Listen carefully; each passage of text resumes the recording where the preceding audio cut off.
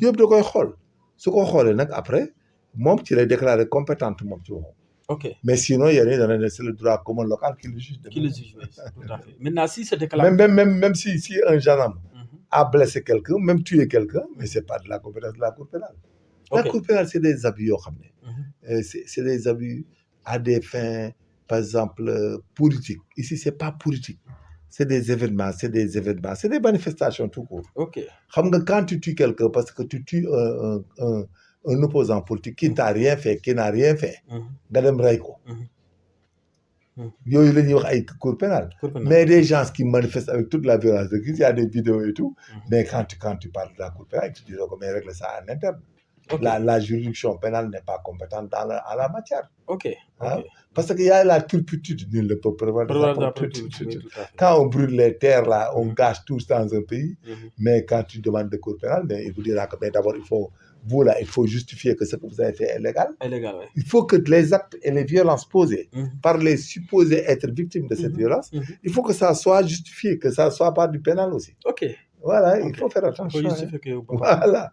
Branco, il fait de l'activisme, il est tympanisé. Et ben, si j'étais les gars là, d'autres fignons, si j'étais le régime actuel, non, nous sommes désolés, monsieur. Nous vous remercions et nous vous recommandons de laisser tomber. Oui, mais tout le long du combat de Sonko. Non, tous les avocats du monde cherchent profit sur le plan personnalité, sur le plan publicité et autres. Mais il arrive à des moments que quand vous êtes autorité légitime et autres, et au vu du discours que nous avons tenu contre la France et autres, il ne faut pas qu'ils viennent nous tenir le crachoir. Lan la mën a yàq par rapport à la diplomatie. Non, ëllëg si biir day yàq diplomatie sax. Sénégal-France. Non, du yàq Sénégal-France. Day gën a aggraver peut-être les relations avec la France. Parce que quand il vient, il fait de l'activisme, il dit, un Branco ne devait pas venir à l'Assemblée nationale. Parce qu'on n'était pas dans un prétoire, on n'était pas dans un tribunal haut. Ok. C'est ça. Okay. C'est de l'ingérence. Il ne devait pas être là-bas. Il ne devait pas assister au débat public de l'Assemblée. Il n'est pas sénégalais et que nous n'étions pas dans une audience juridictionnelle pénale ou civile. On était en train de voter nos lois hautes, un étranger, celui qui n'est pas sénégalais, à part un journaliste, seul un journaliste étranger avait la possibilité d'être là-bas. La qualité d'avocat lui interdit d'être présent dans cette salle. Ok, donc il ne doit pas aller à l'Assemblée nationale. Ah bon, en tout cas, Demna, par rapport au crime et torture, day wax rek. Bu leen dugalee di dugal bu yàggee. ñun bu ñu enlisé. D'autres vont prendre des avocats français. On aura de la dualité entre le barreau français et entre eux, le barreau sénégalais et entre eux, et nous finirons par être la risée de l'Afrique et du monde. Ok. Parce que nous dirons que c'est des pays de illégalistes. C'est un pays de vagabonds. Parce que nous, depuis 2021, nous avons intérêt à étouffer cette histoire de dualité politique là. On arrête tout et on gouverne. Même s'il le faut, on interdit la politique au Sénégal pendant 2 ans. Moi, j'aurais proposé j'ai voulu faire même une proposition de loi dont l'intitulé est vacances démocratiques. Vacances démocratiques jusqu'en décembre 2027. Kenn du fi amati droit wax affaire politique. Doo tudd opposant, doo tudd dara. L'État du Sénégal gouverne et s'arrime à la gouvernance, ne dit rien et aucun de leurs militants n'ose pas non. Il faut qu'on fasse la vacance démocratique jusqu'en décembre 2027. Comme ça, 2028, nous préparer, nous def sa propagande, def ses affaires. Février 2029, nous votons. Il faut qu'on fasse... 2026, pas 2027, ce sont les élections locales. Mais d'accord, nous avons vacances démocratiques, pour l'élection locale, nous avons 3 mois d'œil. Le fait de confectionner, de changer des choses et autres, après on ferme. Parce que l'autre, je dis à qui veut l'entendre. Gis nga Sénégal nii ci yoon yu mu jàll nii di dem. dañ dem ñu xool buñ ñu déglu nañ dem. En tout cas ce serait mieux parce que fi mu ne nii tool bi. Non, il faut une vacance démocratique. Amatul ku ñuy loppatoo ci quoi que ce soit. Même les histoires de poursuite là, les juridictions n'ont qu'à le faire. Benn politique, même le premier ministre et autres, kenn dootul wax sax ci affaire finance et affaire rapport, rien du tout, c'est interdit pour tout le monde. Muy opposition du pouvoir, tout le monde, vacances démocratiques. ñëpp dem liggéey. Vacances démocratiques la ñuy def. Je suis appelé, xam naa bu ma amee jot, tu vas mettre ça sur ça, on va faire une requête. ñu def proposition. Ouais, il faut qu'on fasse ça parce que man gis naa ne mi demee nii. Dualité bi du dem. Il faut qu'on aille vers. Et puis man, ce qui m'inquiète de plus, c'est que Sénégal mënuñu continuer ci yuuxu nit ñi. non du jàll. dama ne la conflit la boo xam bu liggéey jotee na nit ñi dem liggéey. liggéeyatuñu dara na marche parce que kenn liggéeyatul. ñu y a des gens yoo xam ne seen liggéey léegi da ngay yaakaar ne boo waxalee waa ji di am dara. li ñu naan ay opposition c'est pas vrai de. ñi nekk pouvoir gis nga ku ne daw dugg da ngay dégg sax nit wax nit ku nekkaloon. bu dégg bëccëg mu nekk kóllëreem. nga gis mu wor ko benn wor boo xam ne pour yaakaar ne mën na ci am dara. gis nga et puis loolu laay jaru ko quoi. gis nga il faut un décret. ñu voté ko assemblée on fait la vacance démocratique au Sénégal. ba élection municipale et que dans l'exception dans l'exposé des motifs. et dans le contenu on dira que en vue des élections municipales. il sera ouvert. des campagnes hautes pour une période de 45 jours. ok ñoom ils font les listes hautes on te donne 41 mois sax doy na.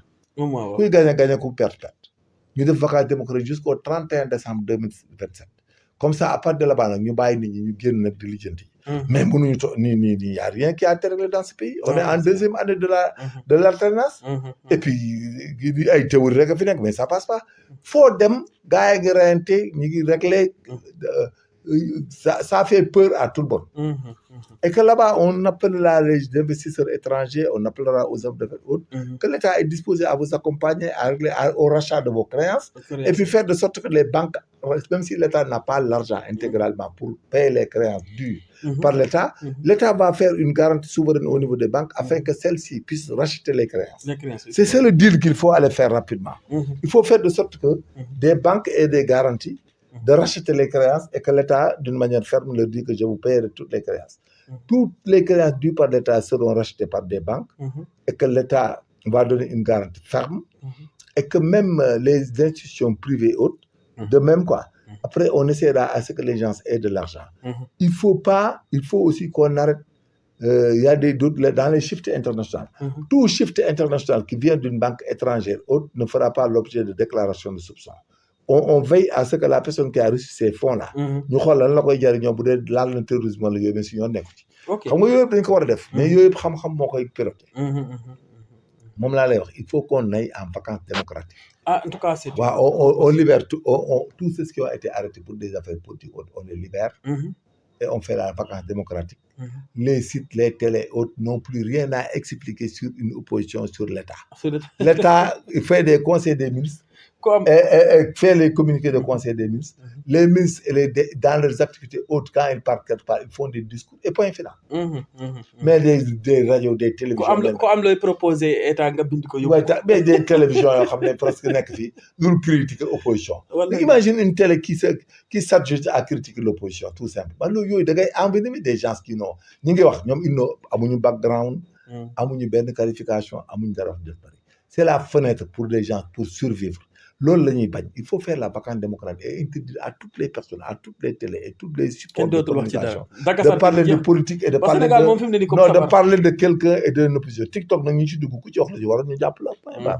Mais il faut qu'on fasse une proposition et puis il faut m'aider sur ça. Je ferai une proposition de loi pour une vacance démocratique. Man kay proposition de loi pour nit ñi noppi dem liggéey. Non mooy vacance démocratique. Je suis partant kay. Man kay dañ ko defar. Parce que Sénégal en fait yàgg naa ko yuuxu politique moom moo yàq Sénégal. On ne peut pas passer tout le temps avec la politique. ay gars yu tekkiwul dara nekk ci net bi nekk nangam di wax ay nit loo xam ne tegoo ko fenn.